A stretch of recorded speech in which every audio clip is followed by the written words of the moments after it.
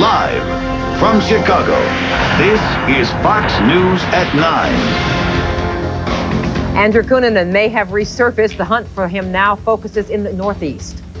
She helped TV's Ellen out of the closet. Now Oprah denies that she's ready to make an announcement of her own. I just bought her a cute little Laura Ashley dress that's adorable on her. Tiny tots in trendy togs. Why some Chicagoans spend big bucks on their little darlings. And The Wizard of Oz meets The Wall. Rock fans find a whole new way to watch a movie classic. Good evening, everyone. I'm Robin Robinson. And I'm Walter Jacobson with a question. Is the suspected serial killer Andrew Cunanan in Boston tonight? That story topping Fox News. Boston police are confirming 4 possible sightings of Cunanan in their city in just the past 2 days. And according to witnesses, the alleged killer of the Chicago millionaire Lee Miglin is driving yet another new car. Dane PLACKO joins us with the latest details. Walter, it's been more than 3 weeks now since Andrew Cunanan disappeared on the East Coast, leaving a trail of 4 murder victims from Minnesota to New Jersey. Now, within the past hour, Boston police held a news conference to report a sudden rash of sightings of America's most wanted fugitive. We are giving out this information over the radio, broadcasting it from our operations center. We've distributed flyers to the offices. Boston police tonight confirming that 3 people have reported seeing Cunanan driving a red or maroon Ford Taurus near Copley Square in downtown Boston yesterday, with more possible sightings today. All this as 200,000 gays and lesbians pour into Boston's South End for a gay pride festival this weekend. Our concern, as both from the mayor's office and as a community, is if these are corroborated sightings of a person we obviously know to be dangerous and to have potentially targeted community members before in the past, and that's something we're very concerned about, particularly during Gay Pride Week. Despite a massive manhunt, Cunanan has managed to evade police for 3 weeks since allegedly killing a New Jersey cemetery caretaker and stealing his red pickup truck. On Monday, an informant called police in Provincetown, Massachusetts, a predominantly gay community on Cape Cod. The informant says he talked to Cunanan, who was driving a red Taurus with New Jersey plates. Cunanan told him he was headed to Boston. I think it's kind of frightening. It's also kind of strange that with all the publicity going on about him being seen around in his photograph in the paper and in the gym and all over the place, that he'd actually show up in town, because everyone's going to be looking for him. Detectives in New York were also looking at Cunanan as a possible suspect in last weekend's murder of Jonathan Levin, the son of millionaire Time Warner boss Gerald Levin. But today, Chicago Police Superintendent Matt Rodriguez says it appears Cunanan was not involved in the Levin murder. Rodriguez also denies reports that police have been unable to match a thumbprint found in Cunanan's West Coast apartment with prints found at the murder scene of millionaire developer Lee Miglin in Chicago. It's not yet finalized. The comparative analysis continues, and thus far we're still looking to establish, fingerprints identifying a single individual. And our Fox affiliate in Boston tells us tonight their reporters have heard at least 6 bulletins over the police scanner, alerting police to look for Cunanan. Cunanan will also be profiled for a second time this coming Saturday on the Fox show America's Most Wanted. Robin?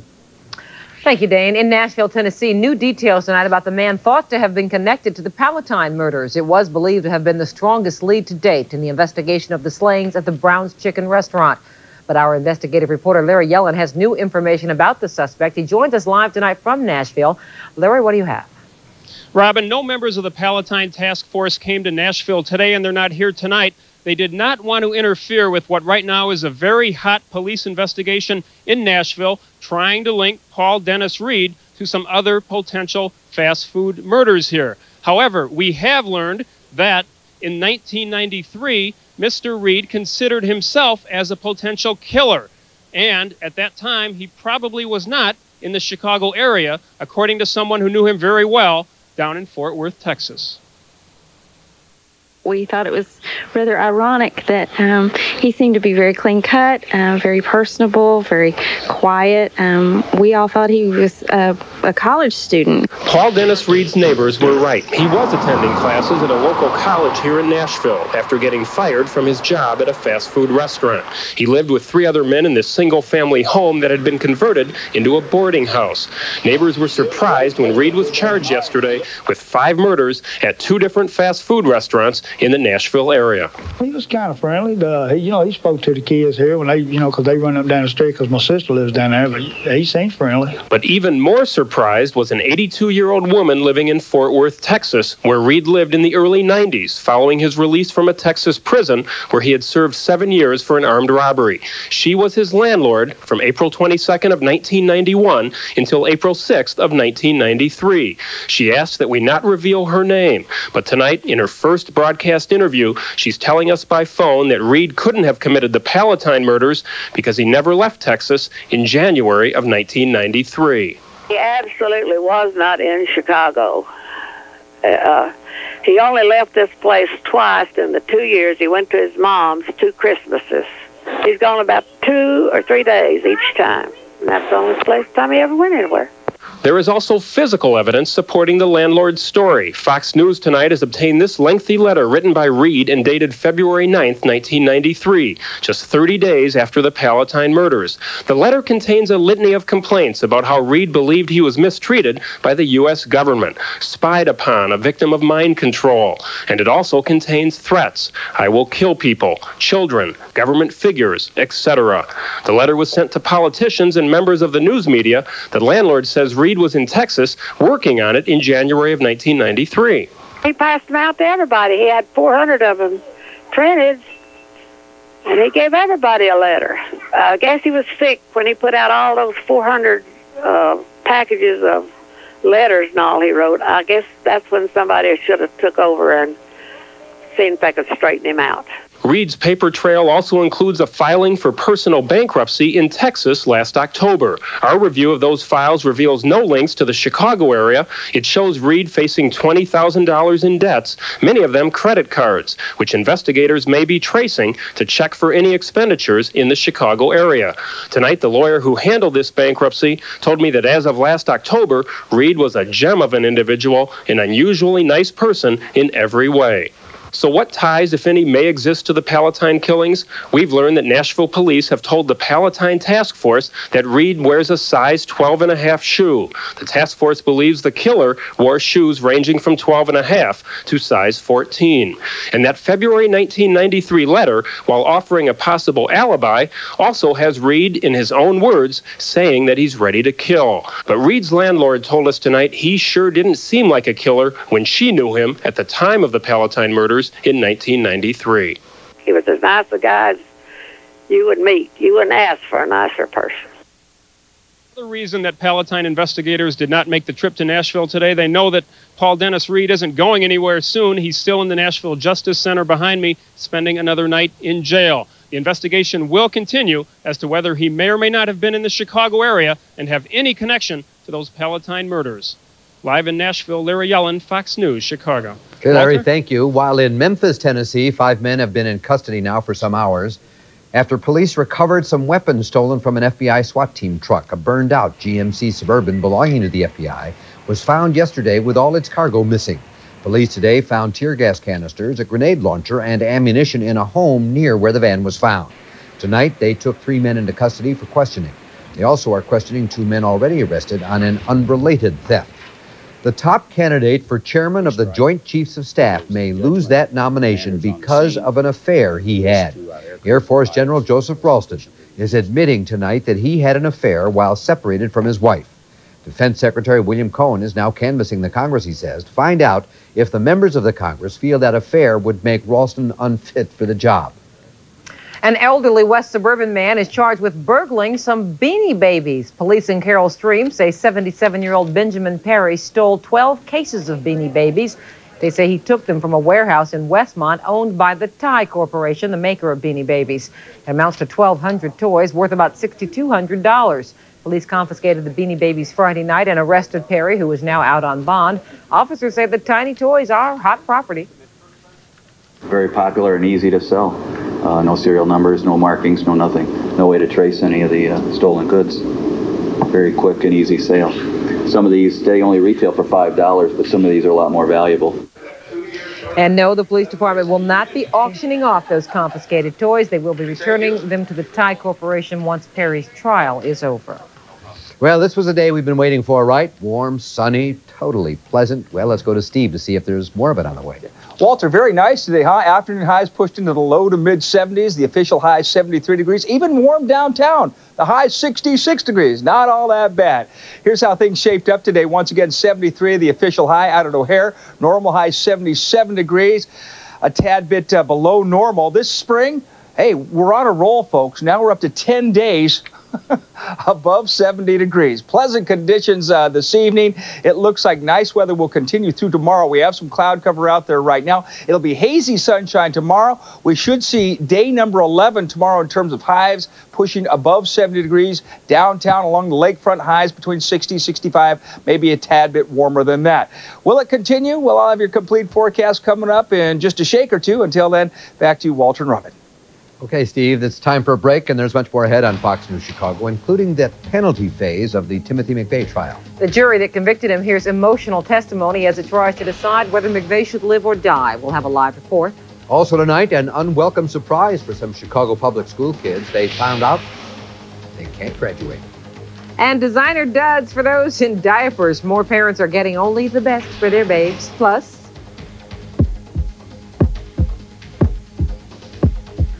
the Tin Man gets a new heartbeat. We'll check out claims that Pink Floyd wrote a secret score for The Wizard of Oz. Fox News Chicago is brought to you by Smith Barney. Hard work will never be enough. If you expect to have money for children, college, and retirement, you'll need to invest. And just like everything else, you'll want to do it well. Find a smart financial consultant that you can talk to, one that can help you plan a strategy and then stick to it. The important thing is to start early. Today would be fine. Smith Barney. They make money the old-fashioned way. They earn it.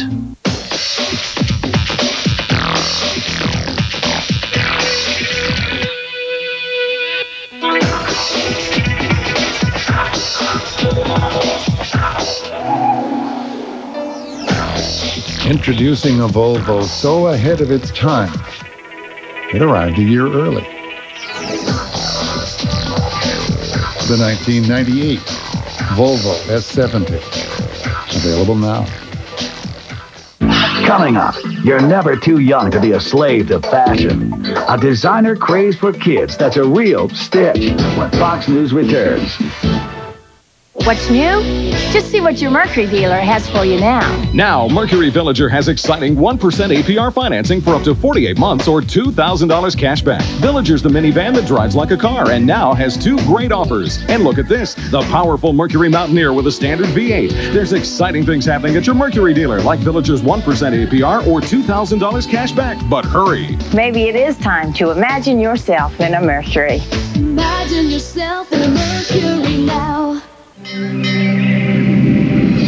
Steve, full speed ahead. Got it. Ever notice how some companies stay on course no matter what the pace? It helps to have the right crew. With Sprint, you'll find new ideas and people who work with you one-on-one. Has the data network cut production time? Sure, now our designers collaborate online. How about your suppliers? Tokyo's online now. We're right on schedule. Count on your Sprint team to keep your business moving forward. Gail, you ready for a test drive? Let's go for it. We help your business do more business. Call Sprint Business.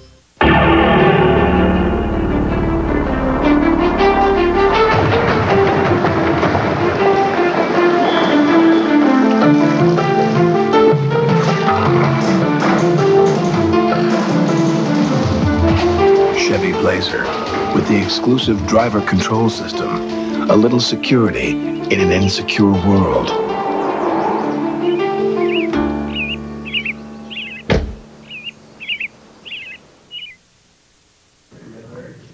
The judge in the Timothy McVeigh trial described this as a difficult day for everyone. Jurors listening to heart-wrenching testimony as they start considering whether McVeigh should get the death penalty. Shepard Smith is live in Denver with more. Shepard? Robin, it was arguably some of the most gruesome testimony ever heard in an American courtroom. Witnesses describing mangled bodies, decapitated children, blood flowing like water. And in the courtroom, the tears flood. In Oklahoma City, where victims were listening by closed-circuit television, one woman collapsed under the weight of the evidence. It's all an attempt on the prosecution's part to convince this jury that Timothy McVeigh should die for his crimes. Stretcher, she's got a seizure. Jurors witnessed the controlled chaos outside an Oklahoma City emergency room. Victims by the dozens wheeled into the hospital. Stretcher! Their limbs twisted, faces bloody, nerves shattered, co-workers killed. Jurors also saw video of one little victim's exhaustive rehabilitation. Brandon Denny can't grasp or jump, can't do much that other boys can, but at least he survived. Testimony from the survivors today so gruesome, so disturbing, that lawyers, even the judge, seemed near tears. Officer Alan Prokop described how he comforted an injured woman trapped in the smoldering rubble. Her hand got very still, he said, and started to get cold. I checked her wrists for a pulse and found none.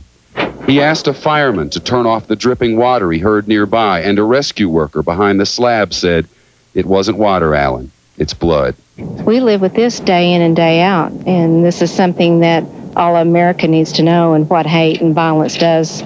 And I mean, it will never go away for us. Without question, that was one of the saddest times I've ever spent in a courtroom. And it's obviously not going to get any better. Defense attorney Stephen Jones did no cross-examining, saying this is a day to remember the tragedy and salute the rescuers. And I do not think it is a day that I can say anything, even in a joking mood with you. I think we should respect the solemn occasion of state and the personal cavalry of these people. Now, the prosecution's case was scheduled to last 3 days, but late this afternoon, the judge ruled this jury has heard just about enough. So sometime late tomorrow, maybe early Friday, the prosecution will rest, then the defense gets its turn, and sometime next week, the jury will have to make one huge decision. We're live in Denver. Shepard Smith, Fox News, Chicago. Okay, Shepard, thank you for that live report. Betty Shabazz has started the first of many surgeries to remove charred skin from her badly burned body. Shabazz, the widow of Malcolm X, was severely burned in an apartment fire on Sunday. Doctors at the Jacobi Medical Center in New York today started grafting patches of artificial skin onto her body. Her 12-year-old grandson, Malcolm, is accused of setting that fire.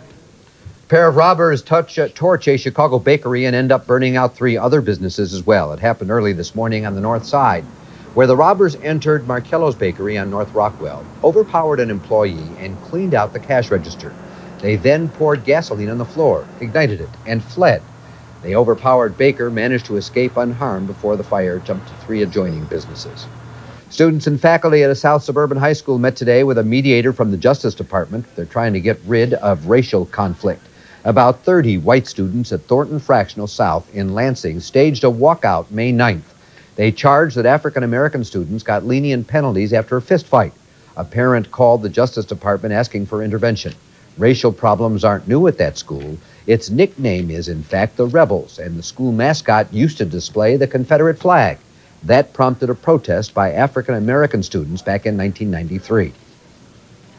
They're well aware of the flag controversy. They know why it's a controversy, and they know that a lot of the incidents are always going to be there because of what happened there. So that awareness is there. Now they need to be given resources, alternatives on how to approach the ramifications of what happened. The federal mediator says that he will ask leaders from the churches and the community and also the schools to work together now to eliminate the racial problem at Thornton South. Many parents are outraged tonight because Chicago public schools are holding kids back. Almost 4,000 8th graders will have to attend summer school after failing to meet new levels on standardized tests. They also will not be allowed to participate in graduation ceremonies along with their classmates. Jack CONATY has more. The stats are staggering. More than 40,000 elementary school kids are headed for summer school. And in grade 8, 1 in every 4 won't graduate, including 13-year-old Nidra Everett. But I don't think it's right that I can't walk across the stage with my class of 1997 because I do deserve it. I did all my work, got good grades, good attendance. For years, the policy here in Chicago called for social promotions, promoting everyone to keep them with their peers, regardless of grades or test scores. But now, those days are over. It should mean something. Maybe it should. Maybe we should have everybody in caps and gowns walk around for a week and say, you've all graduated, but we know you haven't. So, but that's really unfair. But some say the tough new standards that peg a student's performance to grade level are unfair, changing the rules after the game began. For the people who worked hard, like me, and I know it's other people as well, but I know they tried hard as well, and they feel let down. This policy as a whole is very unfair for any student who has worked hard. But working hard is no longer enough. School officials want results and standards. If it has to be tough love at this point, most of the parent population and the community at large are supportive of the policy. They realize that every diploma at every milestone has to mean something. What it means in the short term is that some kids get left behind, but they'll still have a chance to catch up this summer. Jack CONATY, Fox News, Chicago. School officials are planning special graduation exercises complete with the pomp and circumstance for all those students who do successfully complete their summer school work. Good luck. Still to come on Fox News, high fashion for little children. Designer names are appearing on clothes for kids who are wearing some high-priced duds with their diapers. Also tonight, we've heard that green tea prevents cancer. Now we know why. And do you have a lot of free time? Wait till you hear the results of a new study. And Oprah feels compelled to deny a rumor. If you didn't watch Fox Thing, you missed Fabio in bed. How did you get involved with butter? Well, first of all, let me correct you. It's not butter. Well, I mean, butter. I can't believe it's not butter. It's not butter. Okay. Right. Don't miss Coffee with the Bulls Equipment Manager Thursday. Bart goes from underachiever to underworld kingpin. Those fingers through my hair. The Simpsons. Tonight at 10 on Fox 32. Fox News Chicago is brought to you by ATA. It's time to find some sun. No time for work, just fun. So it's ATA again. Yeah, on ATA, you're on vacation. ATA Vacations offers complete packages to your favorite ATA summer vacation hotspots like Florida, California, and Las Vegas. Call 1-800-442-8952 today. Coming up, Pink Floyd follows the yellow brick road. Visit the dark side of the rainbow when Fox News returns.